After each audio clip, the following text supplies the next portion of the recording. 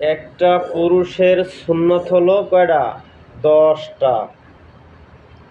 একটা পুরুষের সুন্নত 10টা।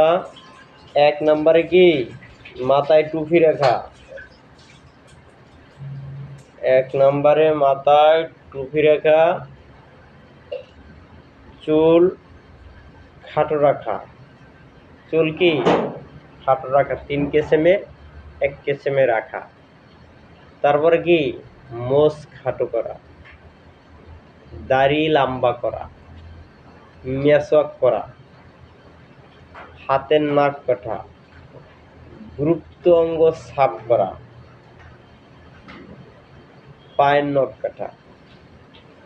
এই রকমের একটা পুরুষের 10টা সুন্নত আছে। 10টা সুন্নত কি? 10টা সুন্নতের মধ্যে আমল করতে হবে। এজন্য এই সুন্নত ধরার মধ্যে কি হেদায়েত, ছাড়ার মধ্যে কি গোমরাহি। কিন্তু এই সুন্নত ছাড়া যাবে না। এজন্য আল্লাহ রসুল বলছে যে আমার একটা যে সুন্নত আঁকড়াইয়া ধরবে শেষ জমানায়, সে পাইবে কি 100 শহীদের সব। সে পাইবে কি 100 শহীদের সব।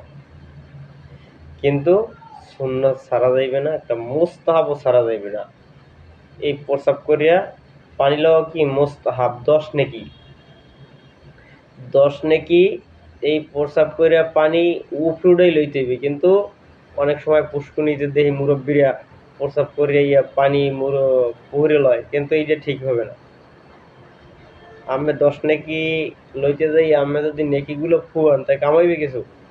এই জন্য কি প্রসাব করে আপনি পানিটা উপরে উঠে করতে হইবে, পানি খরচ বা প্রসাবখানায়।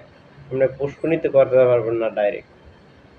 একজনে ফতুয়া দিয়েছে যে 40 কেজি যদি 40 মন পানি থাকে, তাহলে কি পুষ্কুনিতে আপনি প্রসাব করে কি পানি লইতে পারবেন। যে গুণ এই হুজুরেও জান না, এই হুজুরেও কি জানে না। এখন এটা হইলে তাকওয়ার মেহনত, রসুলের মেহনত। তাকওয়ার মেহনতটা খুব ভিন্ন। এই জন্য কি আমাকে সুন্নত ছাড়া যাইবে না, একটা মোস্তাহাবও ছাড়া যাইবে না। যে দিনের দায় যদি কোনো একটা মোস্তাহাব ছাড়িয়ে দেয়, তো সাধারণ মানুষ সুন্নত ছাড়িয়ে দেয়। সে যদি সুন্নত ছাড়িয়ে দেয়, সাধারণ মানুষ ফরজ ছাড়িয়ে দেয়। সে যদি ফরজ ছাড়িয়ে দেয়, সাধারণ মানুষ কোনো দিনের ভিতরে থাকে না। এই জন্য কি যারা দিনের দায় মেহনত করতে চান বা দিনের দায় যারা দাবি করেন বা করার নিয়ত করছেন, তার দ্বারা কি একটা সুন্নত ছোড়া যাইবে না। সুন্নত বিভিন্ন রকমের আছে। এই 3 ধরনের। এক প্রকারের বসা হইলে কি 3 প্রকারের বসা সুন্নত। 3 প্রকারের বসা কি সুন্নত।